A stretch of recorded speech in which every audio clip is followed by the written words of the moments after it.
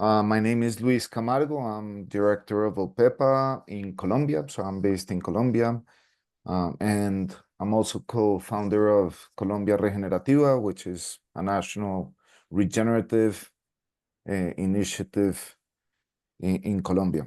But, you might wonder why we're talking about communities of well-being and not regenerative communities, especially after listening to Hannah tell us so much about regenerative communities. But when we were, invited to create an assessment of the inner dimensions, we started exploring what that really meant.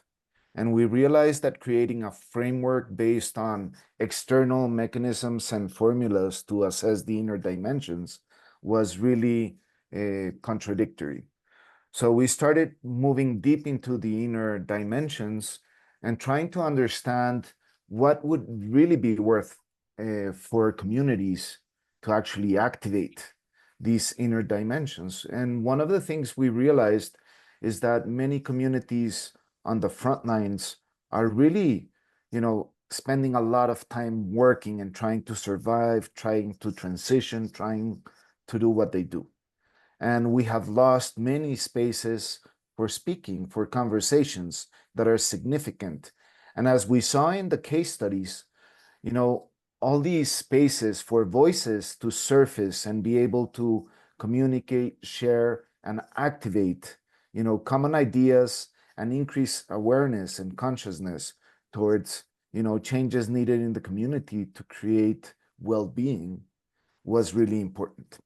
And analyzing the principles that Hannah showed us, we realized that those principles, once we think that the relationships between human nature are subject to subject and not relationships of othering or separation, well-being and regeneration becomes very intertwined. So this is why we made a decision to start looking at communities and being able to speak of communities of well-being, because as communities of well-being embrace relationships in a different way, we can activate communities that are regenerative and that create all the conditions for life to thrive. So in this process, we really focused on how can we create a methodology that allows any community around the world to start activating these conversations and start speaking about many of these dimensions. Next slide, please. So part of it was understanding how do we simplify complex ideas into everyday actions. And one of these, let's say, concepts was the relationality that Hannah mentioned. And realizing that, the way we interact with the world is based on how we relate. And if we look at ancestral communities of the Americas and Europe, there's a lot of speaking of coming into right relations as a key component of constructing, healthy well-being and regenerative communities. We really took this approach of bringing relational dimensions to the conversations. And we realized we had to bring the 4 subject-to-subject relationships. So those would be the relationship of each individual to himself, to family and kin. And within kin, it's everything that is truly close and valuable to us, almost like family. And this was a difficult one because different communities define these ideas differently.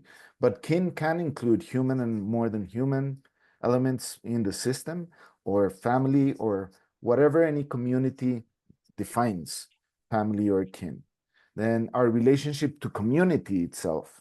And last, our relationship to nature and life. And these are 4 subject-to-subject relationships because one of the things we realized in the literary review is that as communities embrace the relationship with human and more than human in the same level, things change. Their mental models start shifting, the way they think shift, and their approach to the way they live shift. But then we're thinking 2 other dimensions of relations were fundamental. The relationship with time. So sacred and ancestrality has to do with how do I relate with my ancestors, and if we move to the future, to the ancestor I will become. So it really brings that idea of time, learning, and the future generation thinking that is involved in regenerative cultures. And ultimately, all this represents from the inner dimensions by our relationship to agency or to our action, the way we act, how we activate our change making capacities, and how we mold our world. So the inner dimensions are critical, and we know that.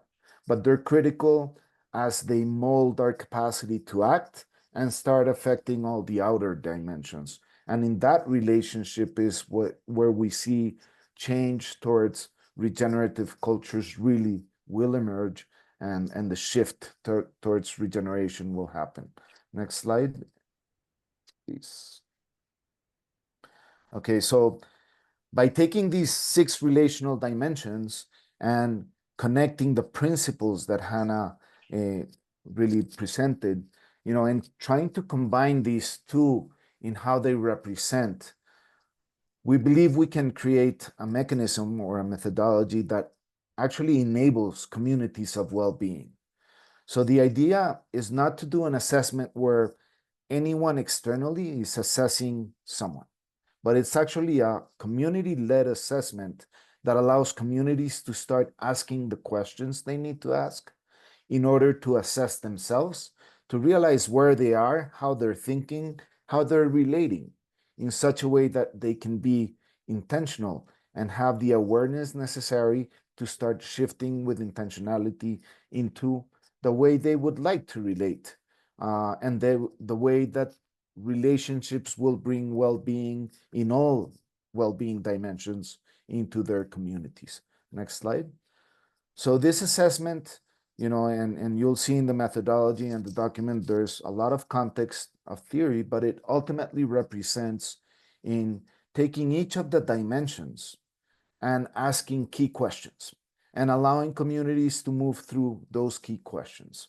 One particularity is that we know communities are conformed by individuals. So the community-led assessment starts with a self-assessment where individuals can ask themselves questions in each relationship to bring awareness to the individual on how they're viewing this and bring that to the surface. And then with those ideas and thoughts on the surface, they embrace in a community conversation where they can start sharing and bringing common elements, discovering common elements that define the community and the communities of well-being.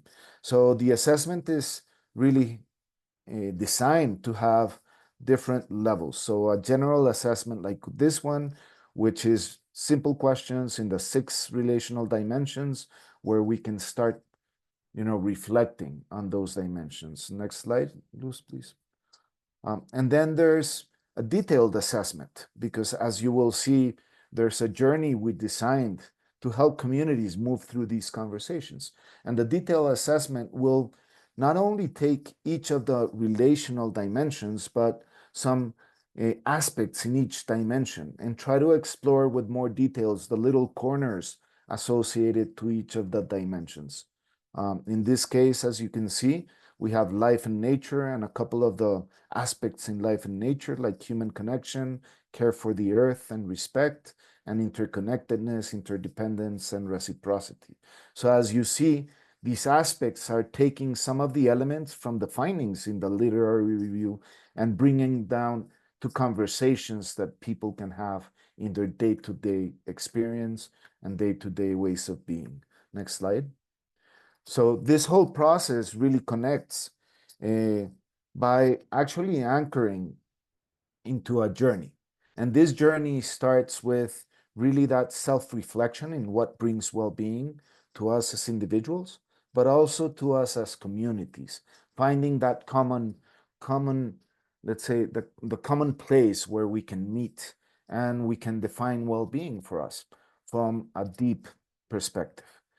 And this will allow us to understand where we are as a community. And from there, we start moving through each of the dimensions to really look at where we are in each of the relational dimensions and each of the aspects. And as we move through those, finding commonalities, finding differences, and just learning about the community, learning about each other. And this will lead to a process of reflecting on those learnings. What did we learn from these conversations as a community? What emerged? What are common? What are the dissonant elements? What are those places where we're really not creating well-being as we defined it initially, but we're actually, moving apart or away from well-being? And this will allow us as communities to start building an idea and ask questions of where do we want to go from here? What type of community of well-being we want to develop and how we want to move from here. So this will ultimately allow us to create a plan of action, taking all the learnings and the thoughts and the conversations to move forward towards. And part of the tools that emerge in this process, next slide, Luz, are, things like, let's say, a plan of change towards regenerative or communities of well-being that a community can then establish and move forth. As you can see, the idea is that we feel at least 3 days are needed for these conversations.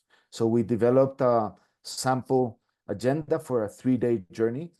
We also developed the adaptations, if that was a 1-day or a half day, both in person and online journey.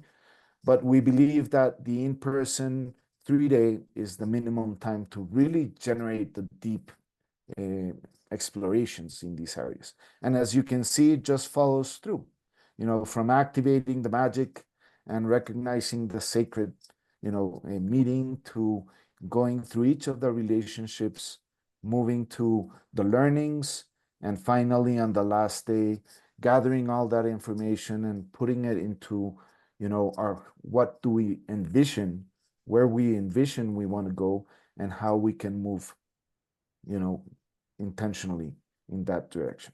Thanks. Luz, next slide, please. The methodology itself is produced in many ways. So we have the whole conceptual framework ultimately, and then we have a field guide that allows facilitators to move through each of the areas, understanding what they can do to activate the spaces, to, convene the community. And you might have wondered how we define communities, and we have not really gone into defining communities in a closed manner, because we realized when we're speaking of communities of well-being, any community as the community defines itself can move towards communities of well-being. So originally, this is intended for farming communities and bioregional, let's say, groups of communities in bioregions, but this can be used, as we have realized, in any setting and in any community definition you might want. It can be used from organizational all the way to small, rural communities working to transition to create communities of well-being. And the methodology really presents the tools and then the elements that can be modified and adapted to any local context and culture. So our invitation is not to be prescriptive, but to use this as an inspiration to create your own questions if you need to modify the ones we're suggesting, and to really put it into practice. It's an invitation for all communities that are working in the transition towards regenerative cultures to really be intentional in surfacing these conversations and using, awareness to deepen consciousness and start activating those inner dimensions of regeneration into their system. Thank you very much, Luz. Next slide. And back to you.